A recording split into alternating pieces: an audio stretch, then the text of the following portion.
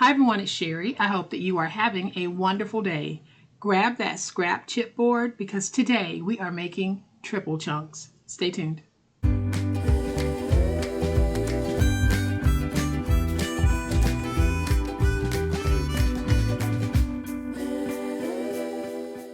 Y'all, welcome to my channel. I am so glad that you are here today. Welcome to all of my new subscribers and to all of my new friends. Welcome back to all of my longtime subscribers and longtime friends. Thank you all so much for allowing me to be a little part of your life. I really do appreciate it. If you've been crafting with me for any amount of time, you probably have some scrap chipboard.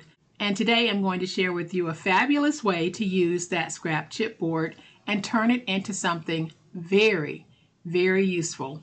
Here it is. I'm calling this a triple chunk, and you'll see why in just a minute. So I'm going to flip to my overhead camera to give you a closer look, but y'all know what time it is. It's time to make it. All right, y'all, so here's a closer look at what I'm calling a triple chunk. When finished, it measures 3 5/8 by 5 1/4, and at its deepest, it's 7/8 of an inch deep. So easy to make. On the front, we have a nice, simple magnetic closure. I am going to open this so that you can see that when I open it, we have a 3 1/2 by 5 inch notepad here. I have a nice little sentiment here. And then when I open it again, we have 1, 2, 3, 3 1/2 by 5 inch notepads. So this is why I'm calling it a triple chunk, because we have 3 mini notepads in one convenient place. And y'all, it is so easy to make. It takes minimal supplies, and I am going to show you how right now. All right, so to make the triple chunks, I am using these 3 1/2 by 5 inch notepads that I get from the Dollar Tree. There are 3 of them to a set, and each one has its own little chipboard backer. So I'm able to separate these into 3. So I'm using one of these. It is a scrap chipboard project, so I will have some chipboard. So here I have a piece that measures 5/8 by 5 1/4. I have a piece that measures 7/8 by 5 1/4. And then I have 3 pieces that measure 3 5/8 by 5 1/4. So if you don't have chipboard, just find something in your home, whether it's an old shoebox or some cereal boxes, you might need to double up to get a nice firm board to use on your project. So then I have my outside cover. I have 2 pieces that I'll need to join together, and I have cut these pieces at 6 by 7 1/4. I have 2 of those. Then I have a piece that measures 12 by 5. This is going to be my inside liner, and I'll share with you a little trick because I am going to be a little short on this, but I didn't want to cut another piece. And then I have a piece that is 2 by 5 that I'm going to be using to make my magnetic closure. So I will be using magnets, and the magnets that I'll be using are the 10 by 1 millimeter magnet. It really is a little pin magnet. You can find these in my Amazon storefront. Sometimes items in my Amazon storefront are out of stock. So if you find that to be the case with anything that you're looking for, go ahead and do a search within Amazon for an alternative, because I can promise you the 10 by 1 millimeter magnets that I have in my Amazon storefront, there are multiples out there available on Amazon. So y'all, let's do this. We're going to take our 2 pieces that measure 6 by 7 1/4. And I am just going to add a 1/4 inch strip of tape along one end, because I want to join these 2 pieces together. So I'll peel away my tape backer, and I am using a double-sided tape. Then I'll take this piece, and we're going to place it down right there. And then I'll flip it over to make sure we have it nice and stuck front and back. Now I'm going to peel away all of the tape backers from my chipboard pieces, because it's time to place them down. Y'all, this project is a very quick project, and it is a project that I know you can do, and I know you will enjoy. All right, y'all, so I have the tape backers off of all of my chipboard pieces, and we're going to take one of the 3 5/8 by 5 1/4 inch pieces, and we're going to place it down so that the seam runs through the middle, because we want our seam to be on the back. I don't know if you can see that seam there, but you want your seam on the back, not on the side and not in the front. So now I'm going to take the piece that measures 7/8 by 5 1/4, and I'm going to place it down, giving myself about 1/8 of an inch in spacing. Then I'm going to take this piece that measures 3 5/8 by 5 1/4, and we're going to place it down right there. And I'm going to flip over to this side because it's easier for me to work on the right side. So I'm going to take my piece that measures 7/8 by 5 1/4, and we're going to place it down with about 1/8 of an inch in spacing. And if you have any concerns about how to space, just go ahead and use your 5-in-1 tool if you have one, and just place that down. And then we're going to take our final piece of 3 5/8 by 5 1/4, place that down with about 1/8 of an inch in spacing. Then I am going to flip this over, and I'm going to take my stylus, press it against the chipboard, and drive it into my paper to loosen those fibers in case my paper should decide to be stubborn and crack. But I don't think this paper is going to crack. And doing this will help to loosen the fibers. Y'all, it might not eliminate that cracking, but it might just help to minimize it. And it gives you a nice crease to be able to fold over. So I like to go on the inside here.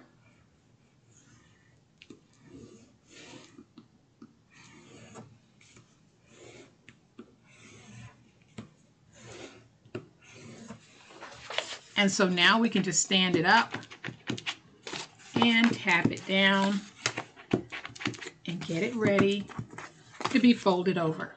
So I am just going to take my tape. We are going to place our tape along the outer edges of the chipboard so that we can fold over.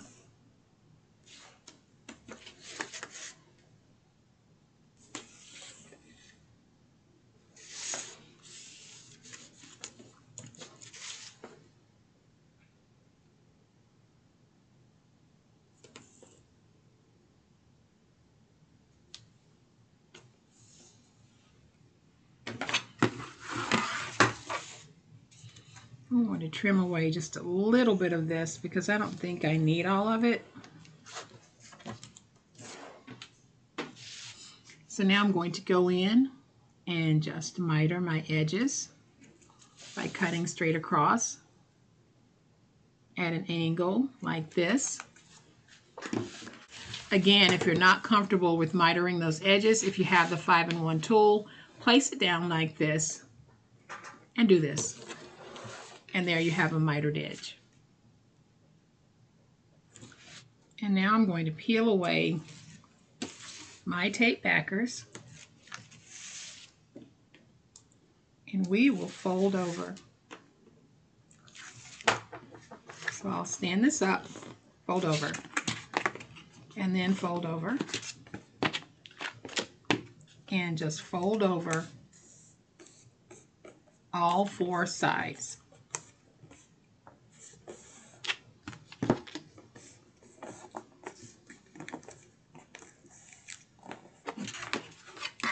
I'm just going to use my big old spatula to make sure that I have everything nice and stuck.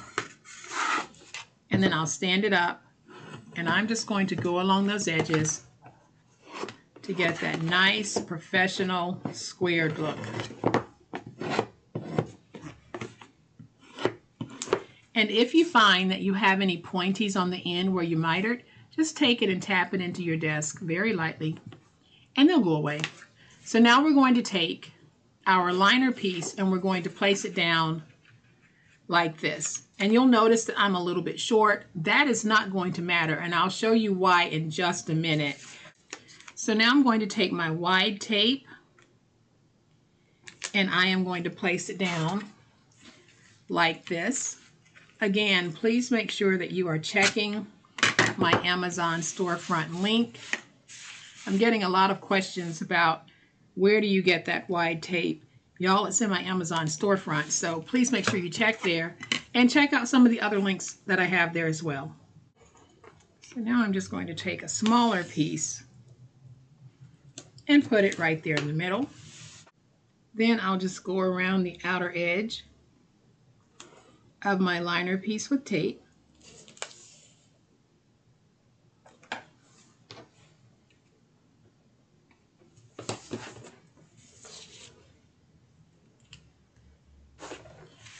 All right, so now I'm going to peel away the tape backers from both the jacket as well as the edges of the outside liner. So now we'll take this piece and we're going to put it down like this. Then I'll use my big old spatula to go in and really work my spines, getting them nicely defined and a nice crisp fold. And the way that I like to do that to get that nice crisp look is I make sure that when I am defining this one, I come at it from this side. When I'm doing this one, I like to drag in from here, fold up, and get it nice and crisp. So we'll do the same thing here. I have a spine here, so I'll come at it from this angle. Then I'll spin it around and find the other spine and come at it from that angle. That helps me because when I do my spines, I don't want to see any paper puckering. I want to see that nice, crisp cleanness. So we have that. So now I'm going to bring in my notepads and we're just going to separate them. All right, so all I'm going to do is just go along this little line here and cut through. It is truly that simple. So this one has the backer on it. I'm going to go right here. And we're just going to cut through.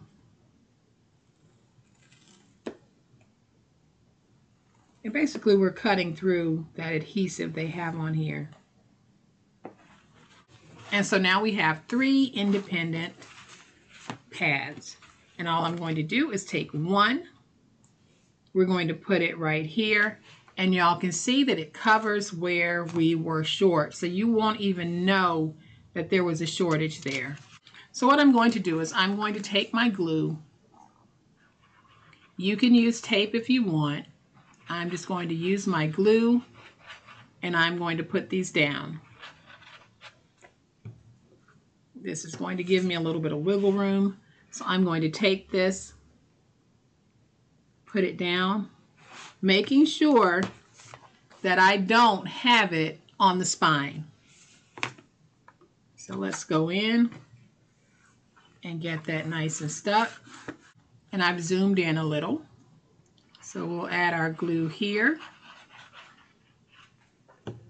We'll take this one, put it in the middle, making sure that we don't have it hitting the spine.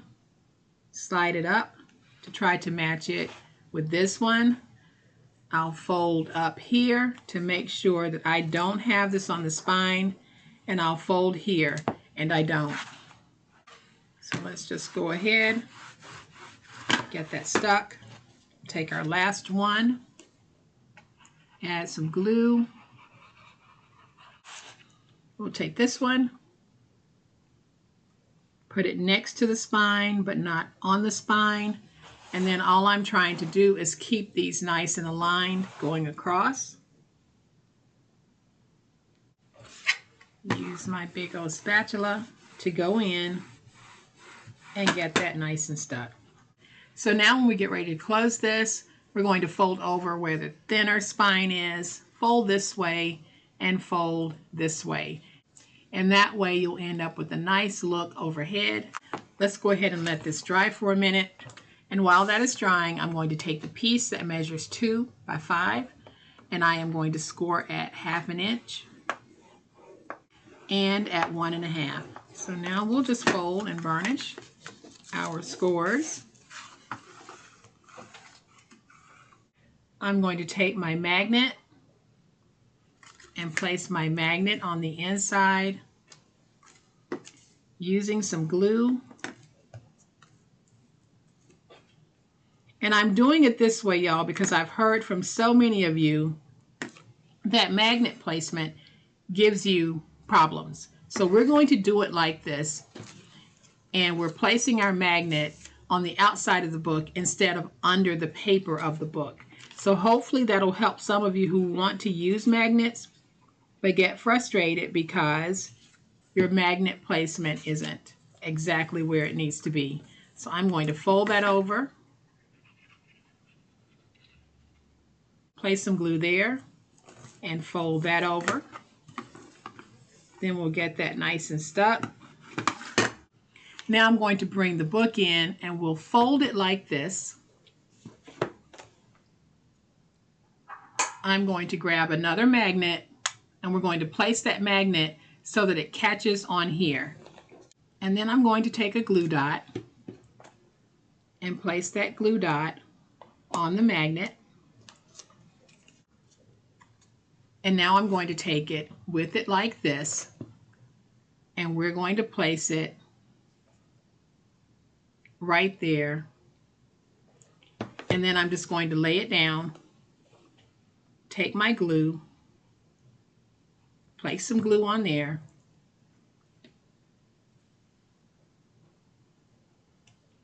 and I will fold over.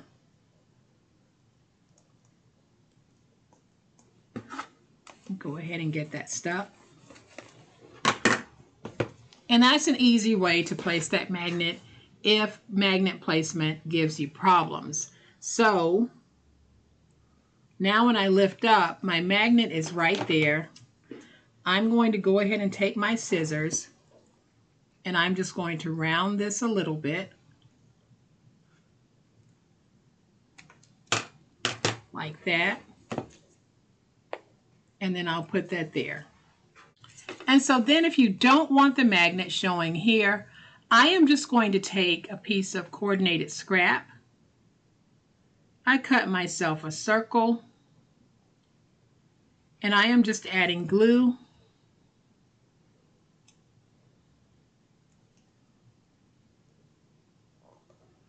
And we'll put that down.